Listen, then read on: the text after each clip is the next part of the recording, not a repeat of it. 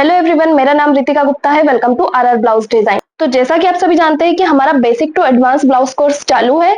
मैंने ये कोर्स इसलिए स्टार्ट किया था क्योंकि जब भी मैं ब्लाउज के पैटर्न सिखाती थी तो लोगों को डाउट आते थे कि इतना लूजिंग क्यों ऐड करना है या शोल्डर आर्मोल इतना क्यों लेना है, क्योंकि उनके कटिंग करने का मेथड अलग था और जो मेरे कटिंग करने का मेथड था वो अलग था। इसलिए मैंने सोचा कि हम basic to advance blouse course start करते हैं, जिसमें कि मैं जितने भी पैटर्न सिखा रही हूँ सबसे पहले मैं उनका बेसिक क्लियर कर दूंगी, ताकि आगे मैं जितने भी पैटर्न सिखाऊंगी ना तो लोगों को डाउट्स कम आएंगे, उन्हें मेथड भी क्लियर रहेगी और वो मेरी मेथड को आसानी से समझ पाएंगे। लेकिन जब हमने basic to advance blouse course start किया तो हमसे कई ऐसे लोग भी जुड़े जिन्हें ब्लाउज में कुछ भी नहीं आता है और जो स्टार्टिंग से ब्लाउज सीखना चाहते हैं और उन्हें मेरा बताया समझ भी आ रहा है। तो मैं सबके कमेंट पढ़ती हूँ, डीएम पढ़ती हूँ, क्योंकि मैं जब ब्लाउज के पैटर्न सिखाती हूँ ना तो वो मुझसे बोलते हैं कि मैं A to Z blouse class start करूँ जिसमें मैं उनको क्लियरली समझा सकूं। तो जो लोग ब्लाउज पहले से सीखे हुए हैं उन्हें तो जो मेरा बेसिक था वो क्लियर समझ आ गया, लेकिन जिन्हें ब्लाउज कम समझ में आता है, ब्लाउज की कटिंग उतनी अभी समझ नहीं आती है, उनको चार्ट को समझने में मुश्किल होती है, लेकिन उन्हें मेरा बताया तरीका समझ आ रहा है। वो मेरे मेथड से जब ब्लाउज की कटिंग कर रहे हैं तो उसकी फिटिंग भी अच्छी आ रही है। तो अगर मेरी वजह से कोई घर बैठे सिलाई सीख पा रहा है, ब्लाउज की कटिंग और स्टिचिंग उन्हें समझ आ रही है, तो मैं कोशिश करूंगी कि आपको और अच्छे से मैं ब्लाउज की कटिंग और स्टिचिंग समझा सकूं। क्लास में बहुत टाइप के लोग होते हैं, जो फास्ट सीख जाते हैं, कुछ धीरे सीखते हैं, कुछ ऑलरेडी आधे से ज्यादा सीखे हुए हैं तो उनके लिए बहुत इजी होता है ब्लाउज को समझ पाना, लेकिन कुछ स्टार्टिंग से स्टार्ट कर रहे हैं तो उनको बहुत सारे डाउट्स आते हैं। मैं मेरी तरफ से पूरी कोशिश करूंगी कि आपको एक एक चार्ट, एक एक चीज जो मैं सिखा रही हूँ उसे क्लियरली समझा सकूं, एक्सप्लेन कर सकूं। डे फर्स्ट में मैंने आपको क्या बताया था कि ब्लाउज तीन टाइप के होते हैं, हाईनेक ब्लाउज, बॉटनेक ब्लाउज और डीप नेक ब्लाउज। तो हाईनेक ब्लाउज और बॉटनेक ब्लाउज की कटिंग भी मैंने आपको एक्सप्लेन करी, डीप नेक ब्लाउज की कटिंग और स्टिचिंग दोनों मैंने आपको एक्सप्लेन करी। तो बहुत से लोगों के ये भी कमेंट आए कि मैं हाईनेक और बॉटनेक उसकी भी स्टिचिंग बताऊं, तो मैं हाईनेक भी आपको क्लियर कर दूंगी, बॉटनेक के डाउट भी मैं आपके सारे क्लियर कर दूंगी, और जो हमारा डीप नेक है उसे तो हम बहुत अच्छे से समझ ही लेंगे। और जो मैं वीडियो डालती हूँ बीच बीच में, तो अभी जो हमारे ब्लाउज ट्रेंडिंग में चल रहे हैं, जो डिजाइन हमारी ट्रेंडिंग चल रही है, उसकी भी वीडियो और वो पैटर्न मुझे समझाने पड़ते हैं जो ऑलरेडी सीखे हुए हैं, उनके लिए मुझे उस टाइप के ब्लाउज भी बनाने पड़ते हैं। तो आपको ये नहीं सोचना है कि जो बीच बीच में मैं ब्लाउज के पैटर्न डाल रही हूँ तो एकदम मैंने इतना ज्यादा कैसे सिखा दिया। आपको उस चीज को भी समझना है और प्रैक्टिस करनी है। बाकी जो हमारी क्लास में चालू है वो तो आपको सीखना ही है। जिन लोगों को थोड़ा कम समझ आ रहा है उनको वीडियो को 2 से 3 बार देखना है और ब्लाउज बनाने की प्रैक्टिस करना है, तो वो और अच्छे से सीख पाएंगे। जब मैंने ब्लाउज सीखना स्टार्ट किया था तो मैंने सबसे हेवी चेस्ट साइज से ब्लाउज बनाना स्टार्ट किया था। हेवी चेस्ट साइज से जब आप ब्लाउज बनाओगे ना तो आप नॉर्मल साइज के तो आराम से बना लोगे। एक बार आपको जो सबसे हेवी चेस्ट साइज रहता है उसकी फिटिंग अच्छे से जम गई ना, तो बाकी जितने भी चेस्ट के साइज रहेंगे ना उसके ब्लाउज आप आराम से बना लोगे। तो हेवी चेस्ट साइज हमारा कितना रहता है, 44 प्लस 40, 42, ये हमारे हेवी चेस्ट साइज रहते हैं। तो इनकी कटिंग और स्टिचिंग भी मैं आपको आगे सिखाऊंगी। पहले हम बेसिक क्लियर कर लेते हैं। तो बेसिक में हमारा हाई नेक रहेगा, बॉट नेक रहेगा और डीप नेक रहेगा। तो इनकी कटिंग और स्टिचिंग आगे आने वाली वीडियो में मैं आपको और अच्छे से एक्सप्लेन करने वाली हूँ। तो आपको चैनल को सब्सक्राइब कर लेना है, वीडियो को लाइक कर देना, और जो ब्लाउज सीख रहे हैं ना उनके साथ भी आपको वीडियो को शेयर करना है। इससे हमें भी मोटिवेशन मिलता है कि हम क्लास को कंटिन्यू कर सके और आपको और अच्छे से हर चीज समझा सके। तो आज की वीडियो में मैं आपको क्या समझाऊंगी, ये जितने भी मैंने चार्ट बनाए हैं ना उनको आप आसानी से कैसे यूज कर सकते हैं। क्योंकि जो भी लोग ब्लाउज का मेजरमेंट देख रहे हैं, ब्लाउज के लिए निशान लगा रहे हैं, उनको कंफ्यूजन हो रहा है चार्ट को समझने में। जैसे कि लास्ट मैंने ये कमेंट पढ़ा था, तो इसमें इनको ब्लाउज की कटिंग और स्टिचिंग तो आती है, ये ब्लाउज बना भी लेते हैं, लेकिन वो जब चार्ट का यूज करते हैं ना तो फॉर्मूलाज भूल जाते हैं। चार्ट से जब वो मार्किंग करते हैं तो कुछ कुछ चीजें उनकी मिसिंग हो जाती है। तो आपको चार्ट किस तरह से यूज करना है उसका मैं आसान तरीका आज आपको वीडियो में समझा दूंगी।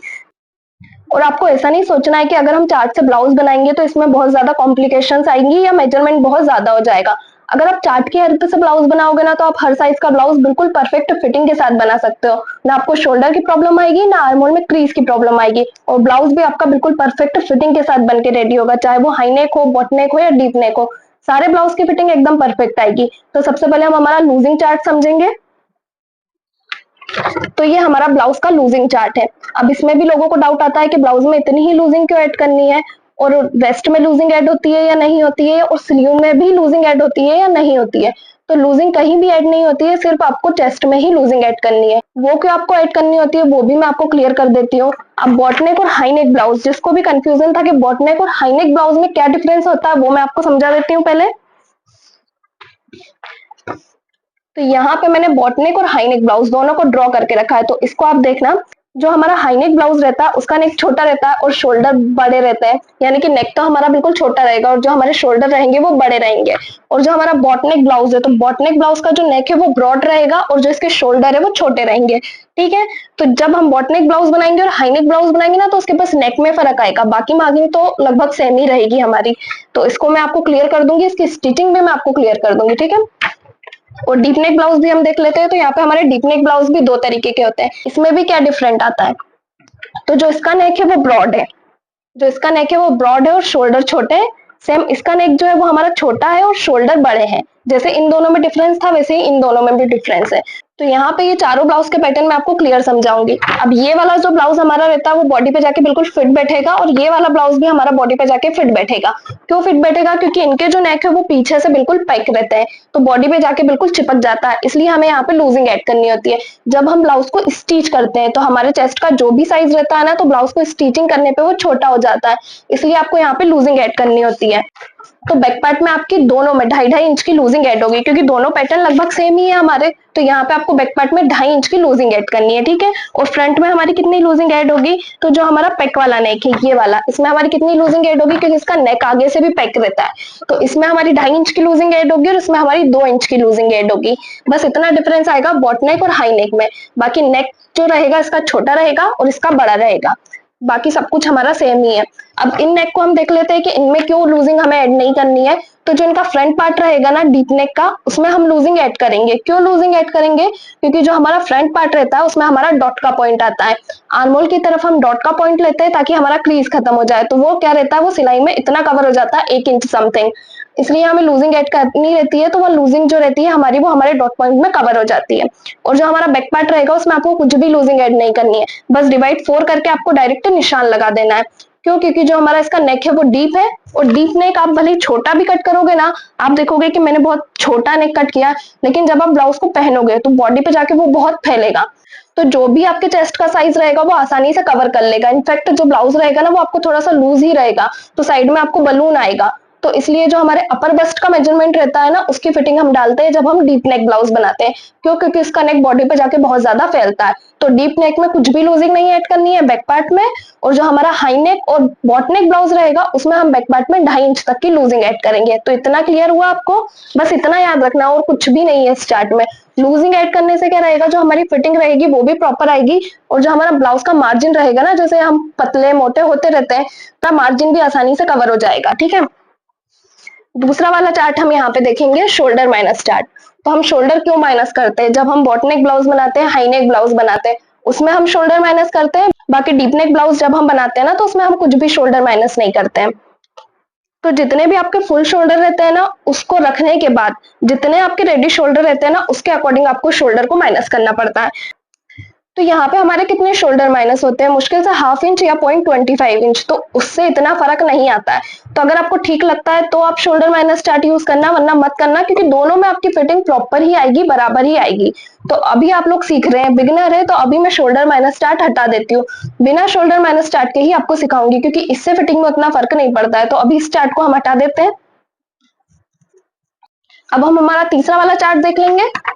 तो ये हमारा आर्मोल क्रॉस मार्किंग चार्ट है, तो इसको भी मैं आपको क्लियर समझा देती हूँ। ठीक है, तो यहाँ पे सब साइज के अकॉर्डिंग आपको मार्किंग करनी होती है। तो सब साइज में अलग अलग मार्किंग क्यों होती है, क्योंकि ये वाला जो हमारा साइड रहता है ना, ये सब में अलग अलग रहता है। तो जिसका चेस्ट हैवी रहेगा उसकी जो ये गहराई रहेगी वो कम रहेगी, और जो दुबला पतला रहेगा जो उसकी यहाँ की गहराई रहेगी वो ज्यादा रहेगी।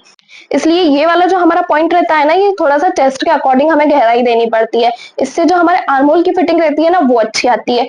तो आपको क्या याद रखना है कि 32 से 40 इंच तक के जितने भी ब्लाउज रहेंगे, 32 से 40 इंच तक के, उनके जो बैक पार्ट की गहराई है वो आपको 1 इंच देनी है, और जो हमारे फ्रंट पार्ट की गहराई है वो 0.75 इंच देनी है। बाकी 32 साइज से जितने भी छोटे चेस्ट के हमारे साइज रहेंगे ना, उनकी गहराई हमें कितनी देनी है, तो उनके जो हमारे बैक पार्ट की गहराई रहेगी वो 0.75 इंच रहेगी, और जो फ्रंट पार्ट की गहराई रहेगी वो 1/2 इंच रहेगी।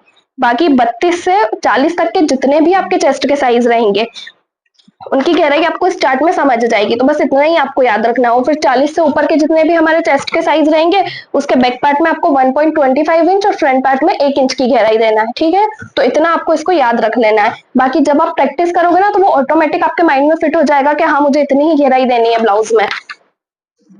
अब हम अपना अगला चार्ट समझ लेंगे। तो ये हमारा आर्म होल चार्ट है। तो आर्म होल का निशान कितने कितने इंच पे लगाना होता है, इसके लिए तो सबको डाउट होता है कि हम मन से कितने इंच पे निशान लगा ले, या नाप लेके भी हम कितने इंच पे निशान लगा सकते हैं। तो ये जो हमारे चेस्ट के साइज है ना, उसी के अकॉर्डिंग मैंने सारे फॉर्मूले रेडी किए हैं। तो आपको उसी के अकॉर्डिंग ही चेस्ट के लिए निशान लगाना है, उससे जो आपका आर्म होल की मार्किंग रहेगी ना, वो बिल्कुल परफेक्ट आएगी। तो इस चार्ट को आपको थोड़ा सा बार बार देखना पड़ेगा, उसके बाद ऑटोमेटिक आपको समझ में आने लगेगा।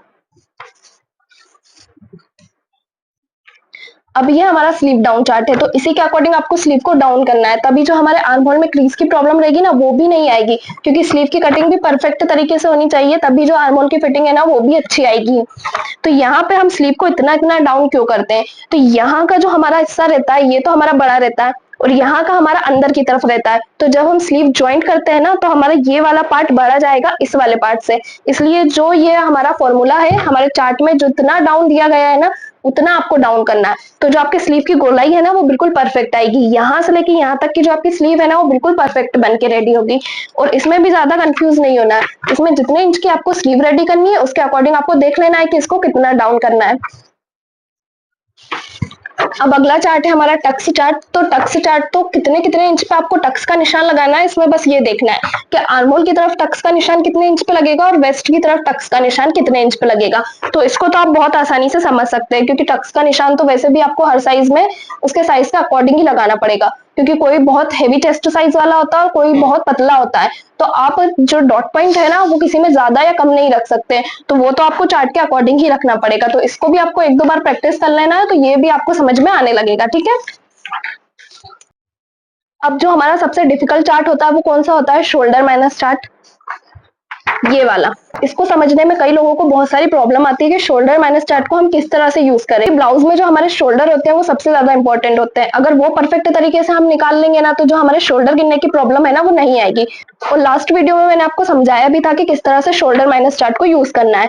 तो आज इस चार्ट को मैं और अच्छे से आपको एक्सप्लेन कर दूंगी, और इसको थोड़ा सा हम इजी भी कर देंगे। तो इसको भी आप देखना कि किस तरह से जो आप परफेक्ट शोल्डर निकाल सकते हो। तो यहाँ पे इस चार्ट को मैंने थोड़ा सा छोटा किया है, ताकि जो लोग स्टार्टिंग से सीख रहे हैं ना, उन्हें इतनी सारी मेजरमेंट ना देखना पड़े, क्योंकि वो लोग फिर और ज्यादा कंफ्यूज हो जाते हैं। तो यहाँ पे मैंने इस चार्ट को छोटा कर दिया है, यानी कि चेस्ट साइज के अकॉर्डिंग आपको कितना शोल्डर रखना है, उसके लिए मैंने परफेक्ट शोल्डर यहाँ पे निकाल दिया है।